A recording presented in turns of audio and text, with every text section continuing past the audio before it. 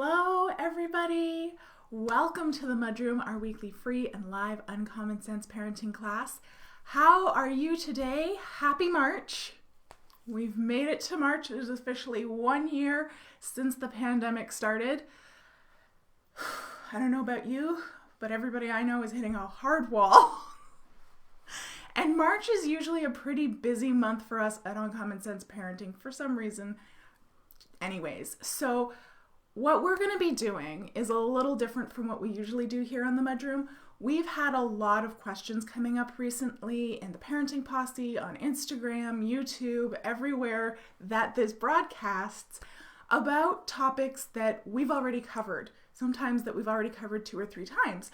And so since we're super busy and we wanted to make sure that we highlight that content again for you, we're going to be marching it back to 2018. I think it's 2019 actually that this particular episode aired.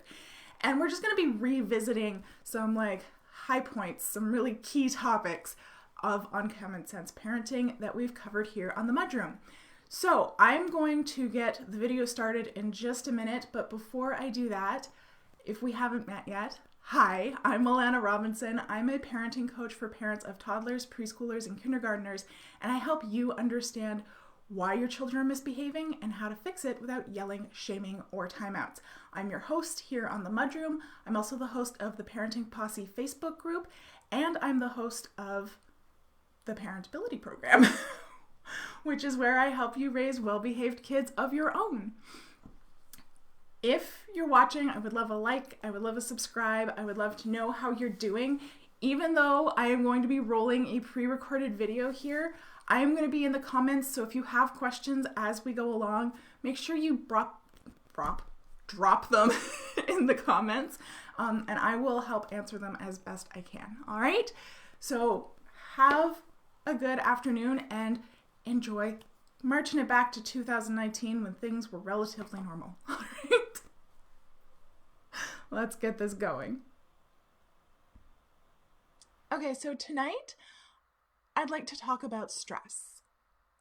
I've been mentioning stress more and more frequently here in the MudRoom. We've been talking about stress a lot in BSPB, and it's starting to come up much more frequently in the posse too. So I think that it's time that we have a little chat about it, because I too am starting to realize what a huge role this plays for parents. You know that I'm always learning. I am constantly reading books and articles and research papers and taking professional development classes and watching seminars. I never stop learning, and I never will.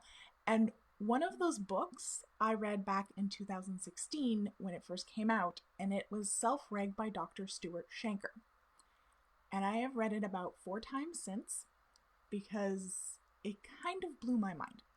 And it's taken multiple rereadings to really grasp all of it. And even then, I'm currently taking a certification course with Dr. Shanker. He introduced a certification course last year, and I'm lucky to be able to be participating in it right now. And every week, my mind is being reblown. So this is a really deep topic that is just really starting to be understood. But I think the concept of stress is really so vital for parents to kind of wrap their heads around, because we talk a lot about skills here. Critical thinking skills, executive functioning skills, but neither of those things can be accessed if you don't have self-regulation skills. Without self-regulation skills, your brain literally turns off your executive functioning skills. They become physically impossible to use. So that's why this has become such a hot topic in the Brain Skills Play Blueprint recently, because obviously, if we're focusing on executive functioning skills, that's not going to do you any good if you can't access them, right? So we're starting to flesh this topic out more and more. So we've talked about stress behavior versus misbehavior before, and how children will get stressed when the demands on them outstrip their ability to meet that demand. But What determines their ability to meet that demand? Why can kids do something sometimes and not others? Why can they stay calm at the park when, another child grabs their toy, but at daycare they bite? Or they can keep track of their shoes at daycare, but at home they just throw them willy-nilly, and then every morning it's like a bad reenactment of the Amazing Race trying to hunt down shoes. What is stress? And can there be good stress? So the definition of stress that Dr. Shanker gives is that stress is energy expenditure. Anything that causes you to expend mental or physical energy is stress. Now, we as adults tend to expend a lot of energy on worry, especially us moms.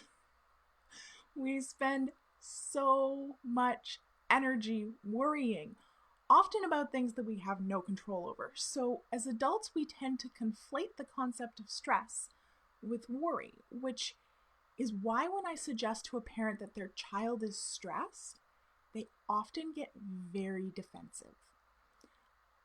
A beautiful example was the other week, and that's actually when I decided, no, I was going to do this topic closer to June.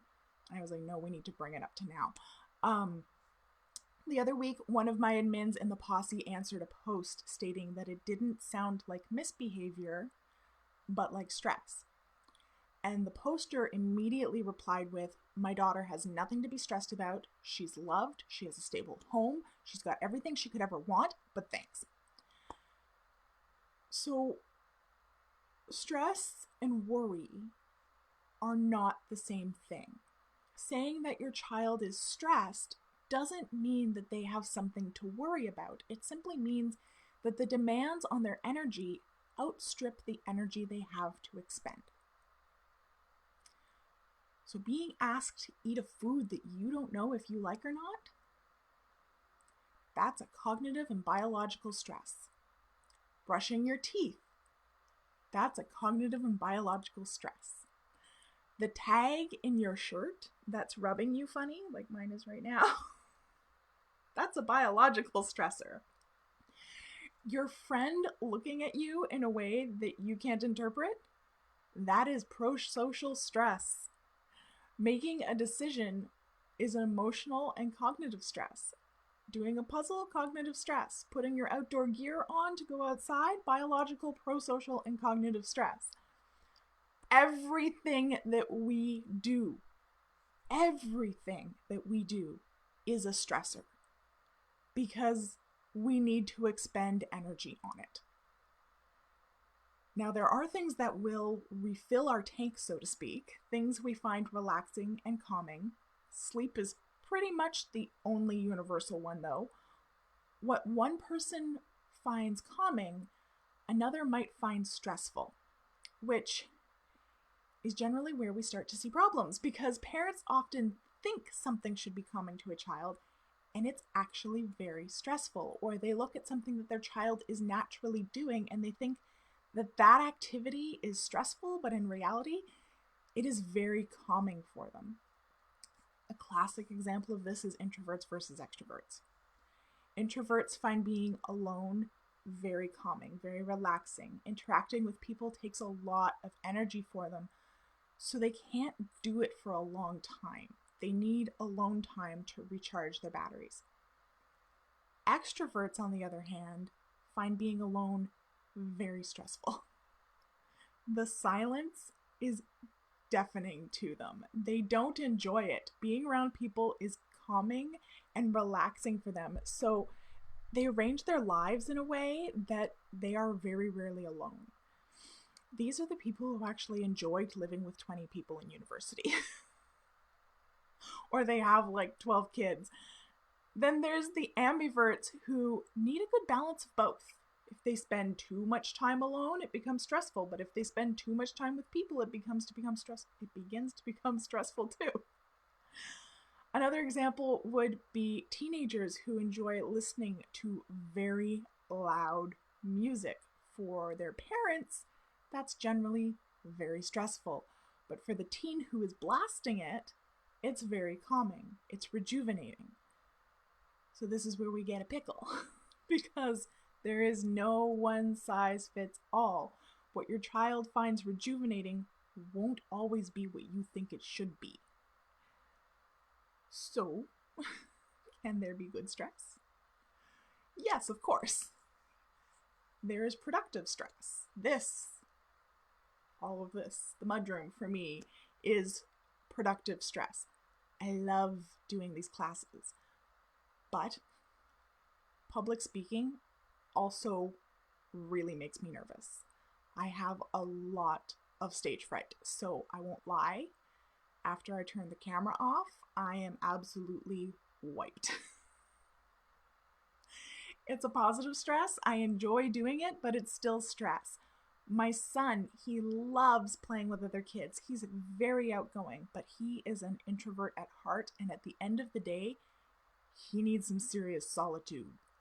He enjoys school, he loves his friends, but if I try and interact with him, very much when he gets home, he gets angry, he starts to cry, he starts to hit, he starts to scream. Sorry, I'm getting dry throat. What we typically label as misbehavior, right? But he's not misbehaving, he's attempting to distance himself from more stress than he can handle. So I actually don't talk to him for a good hour after he walks in the door. In fact, lately I haven't even been greeting him. I just kind of like watch out the window to make sure he gets to the door. But then I just kind of leave him alone for a good long while after he's in the house because he needs that time to refill his tank so that he can meet my expectations at dinner. He can come to dinner with us and talk about his day. And that took me a while to figure out. That even saying, hey, welcome home, how was your day, was way more stress than he had energy for after being on all day at school. So it's not always super obvious. Figuring this out takes a lot of observation time. Don't get me wrong. But if you can identify the source of the stress and either remove it or teach them to cope with it, then you're going to see a much lower incidence of challenging behaviors. And when we look at behavior that way, as I said in the episode on stress behavior versus misbehavior, it is a lot easier to problem solve because then it's not a matter of what is wrong with you. You know, that's not a question anybody can actually answer. It's a matter of, why is this demanding so much energy from you right now? And that gets us curious rather than angry. And parents as a general group, we're pretty smart. We're pretty sharp. We can generally figure it out. I see it all the time in the posse, actually. And so like, I'll ask what was happening right before the behavior occurred or what the context of the day was. And parents will say, oh, she had a long day, she woke up early, then we were at school for 10 hours, then they came home and we were having dinner, but she didn't like her green beans, so she flipped out. So, okay, what was demanding more energy than they had to give right then? Probably eating the new food on their plate, right? Are the beans going to make or break them? No. Can we mitigate that stress? Heck yeah. Can we maybe introduce beans at a meal where she isn't extremely tired from a 10-hour day? Maybe she eats her beans at those meals with absolutely no issues. Maybe she can, do it if you move dinner up so that she isn't quite so tired. Maybe, like my son, if you just give them a 30 minutes of decompression before dinner, they'll have the energy to get through eating something that they aren't 100% on. Maybe we can just be conscious of not planning meals that introduce new foods on days when they've been at school for 10 hours. Maybe we only introduce new foods on weekends, or maybe it was the quantity. Maybe if we just give them a couple new things, it won't seem so overwhelming. Maybe if we just tell them on the way home from daycare that we're having beans, it won't be a surprise. It can be any of those things. It can be all of those things.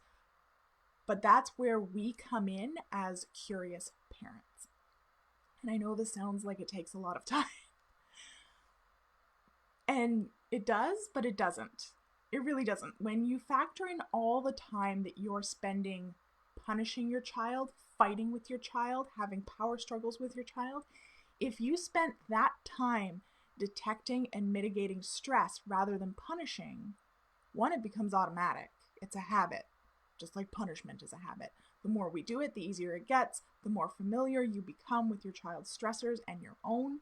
So there isn't as much detective work to do because you already know that your child is in a low energy state at the end of the day and that eating vegetables is a stressor. So just warning her that, hey, we're having carrots with our chicken tonight, gives her that lead time to process it so that when she's presented with it, it doesn't spike her up. That's why time timers work so well for kids, because being surprised by transitions is a stressor. Time concepts on the whole are a stressor.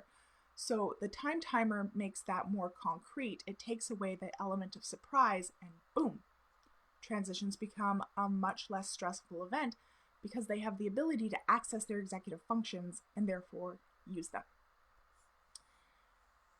The other thing that parents often object to, and it's gone quiet in the comments, so I'm going to guess a lot of people are thinking this. The other thing that parents often object to is that isn't this catering to them? Isn't this like the lawnmower parent phenomenon, removing all obstacles in their way? No. Children learn to regulate by being regulated. As children, they need us to be the regulators because their blue brain, the neocortex, the top part of their brain, develops last. So they can't generally mitigate their own stress.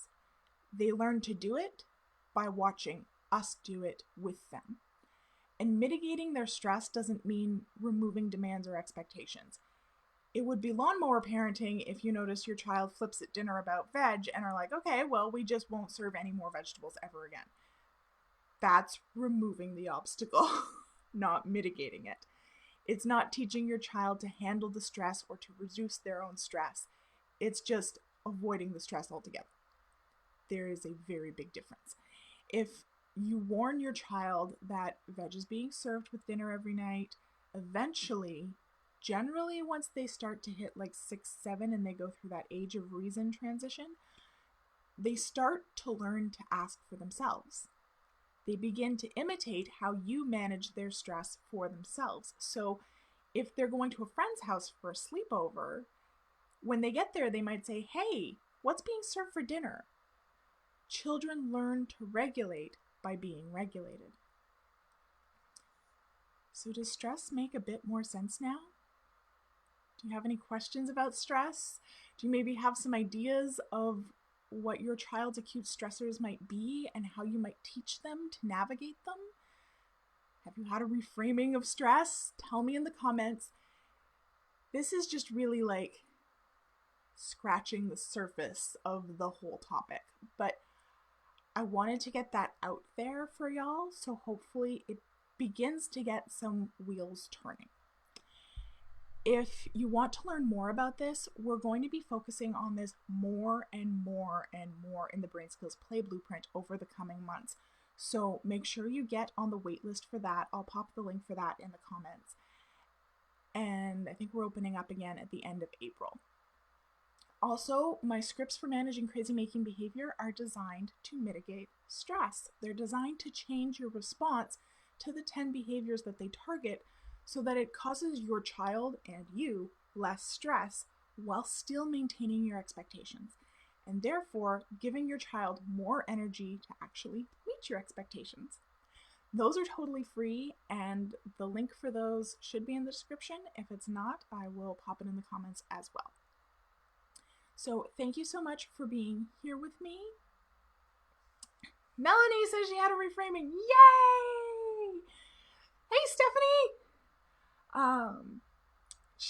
Awesome. I'm glad it was super helpful because I know you and I have been talking about it in BSPB a little bit. So, yay! Yay, okay. It's landing. I'm glad. I'm glad this is making sense.